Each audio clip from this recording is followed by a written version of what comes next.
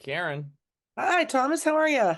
how the hell are you? I'm great. Hold on. I love the scarf. This one is for Practicum. And I mean, we decided to call you because, well, you've seen all of them. Yeah. You've been a part of all, like, you've kind of seen them from start to finish, right? Yep. Which project is your favorite? Okay. No, no, Which no. is, Because which I'm was gonna, we could be easier. Which is like your least favorite? The one that just like, ugh, oh, like every well, time they came to your table, you're like, okay, wait a second. First of all, tell me when we're recording for the "Ugh." episode. You cheater. All right, we're here. What's good, RTA? We've got all our fourth years in the room, post practicum. Some still doing their practicum. Vincent, super intelligent. You are super smart, and you did a documentary about AI. Yes, I did. us about it, man. It's an investigative documentary about AI and how it's affecting different areas of society. Follows me, unfortunately, for the viewers, but I just kind of met the right people at the right time, and that got me into the story, and so we've been shooting for coming up on a year now. Oh my gosh. Yeah. Okay, well, let's take a look at the sizzle reel here. If AI is left unchecked, it poses a, quote, risk of extinction. Everybody started to panic, like it's forming its own language. So you don't think that this will have an effect on the job market? That's not science fiction, that's real. Is there going to be a bad incident from AI that really shakes people awake to this? If so, how bad is it going to be?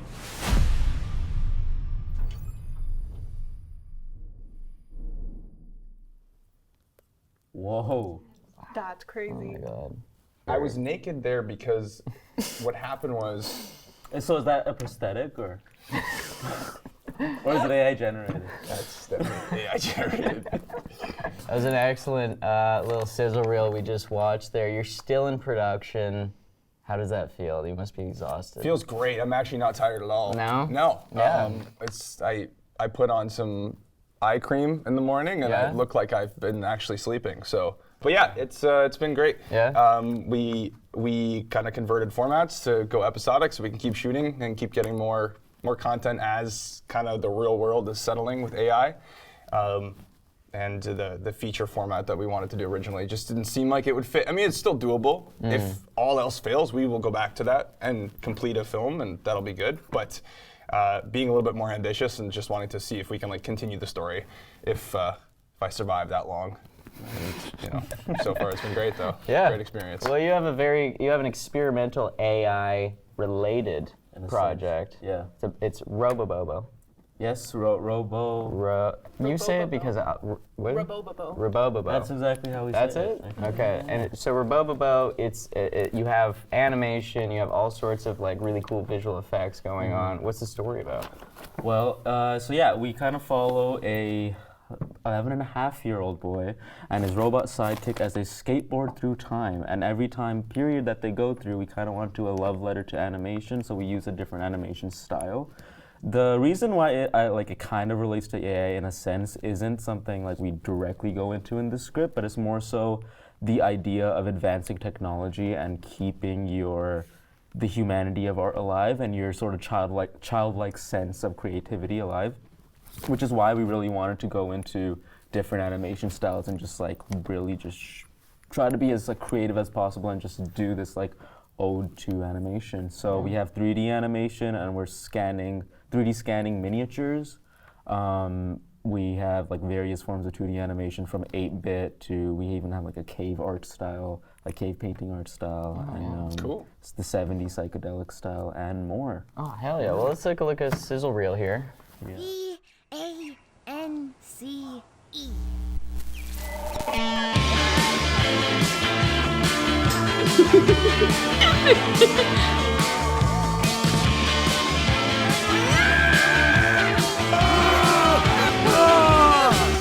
Oh, really?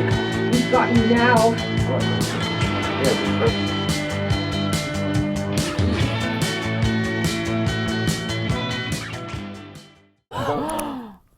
Going into more of a traditional practicum format that we've seen in past years, you have a short film, Sweetwater. Correct. What's that about? You're the writer-director. Yeah, it's a period piece. It's okay. I'm going to use a lot of adjectives here. Let's hear it. It's a historical, dramatic, romantic, coming of age, queer short film. How many was that? And words, but I Okay, don't know what okay. adjectives is. Let's look at a sizzle reel. Would it be so crazy to forget about college and go there instead? You two know each other? We just work together. Friends. It's like we're back at square one. Does it mean anything to you? The Lord is testing us, but he knows. And he knows we know that there is only one way to act in his name. Gays across the country continue to mobilize on an unprecedented scale. Overnight, they staged protests in San Francisco's Castro District and Greenwich Village in New York City. Looks beautiful. Thank you. Like, you guys did a really good job. Who did audio? Lastly, but not leastly, we have Erin here representing 3AM. You are the writer and director as well. It's a music video with a story related. Tell us about it. Yeah, it's basically, it plays on the idea of perspective and unreliable narrators. So it's a bunch of friends going out on a night out, and one of them ends up dead. So someone murdered him, but we don't know who, so you have to watch to find out. Exactly. Oh, let's take a look at a reel here. It was me, I murdered him. Giving me this love so sweet, keeps me up at night, dotted line of sun. Red flags blaze and I'm going crazy, taking what is mine, no you're never gonna stop me. Making a Looking at her chest. So is that, like, did you actually murder the person? Yeah, actually, that looks kind of That looks real. like Yeah. very gory. Yeah. Scary. Wow. Spooky. So practicum's normally a really awful process. It's tiring. You break up friendships. You hate your teachers at the end of it. What's something positive that came out of this? Vincent, we'll start with you. You're always positive and optimistic. Speak for yourself, man. I mean, I feel like I got closer with the teachers and the students involved. Yeah? So, yeah. Emotionally, physically? Let's not be inappropriate. It was emotional, definitely. Okay, I am dating one of our teammates now, but I thought you were gonna say teachers.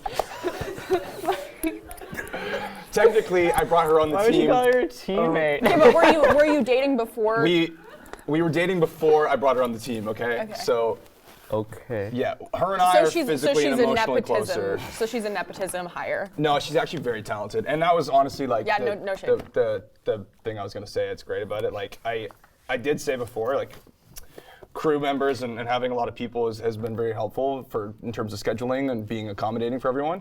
But our internal team of like executives has been the best part about this. Like I have never worked on a project and been this supported on anything with people that care about the project and people that care about like each other's well-being and helping each other.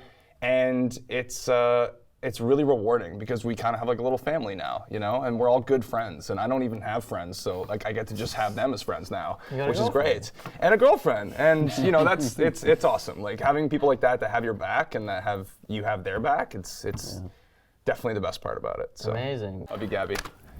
Yeah. Lydia, did you start dating anyone from the team? No, I like to keep my professional and private lives very separate. Smart. Yeah, I recommend. But just kidding. So you're taking my moment and making it about yourself. No, I didn't mean to do that. But you have positive experiences? Oh, of course. Yeah. I mean, I think that like the story is something that I've been working on for literally years, and it's such like a passion project of mine. And so to like get to turn that into something so much bigger than me, and to have other people become so passionate about it and like devote so much of their time, I think it's an incredibly like community building process. Like I agree with that. When you have a team that you spend a lot of time with and you really like them, like production makes you so close. And I feel that way about Molly. I'm gonna get all sappy. There you go. Aunt Molly. Aunt Molly. Shed a tear. And I love our cast as well, and I think that like I really believe in like our story, and I think that it's very important, especially in like the political time that we're in, and there's a lot of regression in terms of queer and trans rights. So I think that telling those stories about where we've been and the progress that we've made is incredibly important to move forward, and I feel really proud of what we've done and having a predominantly like women-led team. Our two lead actors are both openly queer, playing queer characters. Like as a lesbian writing and directing a lesbian film, like I just feel like we did something that is a lot bigger than than just like a silly little thing I wrote in my bedroom in high school. Yeah, absolutely.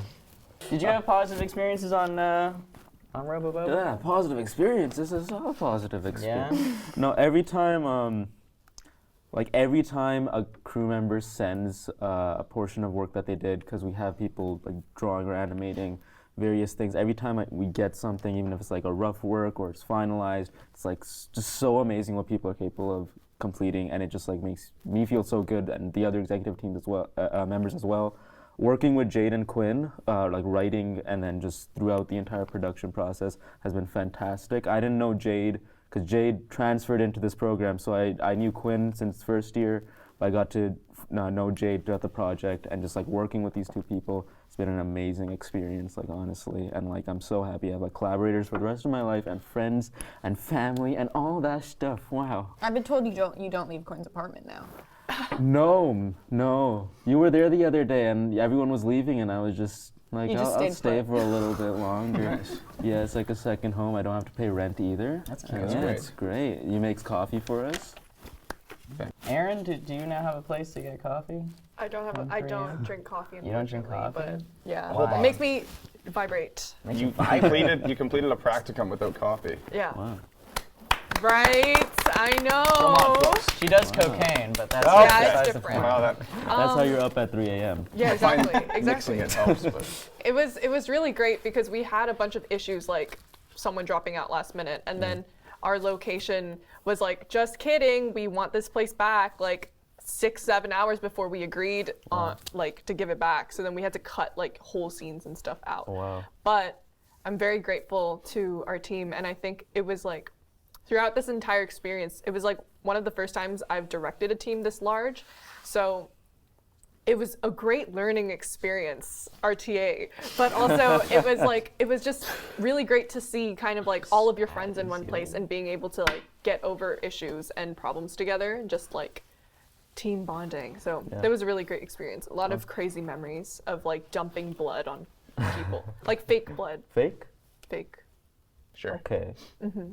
Sure. I just want to point out that I spat. I'm so totally much. calling you out for that. There's a huge wad of spit that came out of his mouth when he laughed. Where'd it And go? it went actually right around this area. So No, but it was I like looked down and saw the like globs on my legs. I'm like, that I was actually see that too. impressive. Do you see that? Yeah, it like launched across. It's probably on the lens. Come over here. Close up on Tom's spit on his leg. You missed my mouth, buddy. Hawk Tua. All right, and that's what's good, RTA.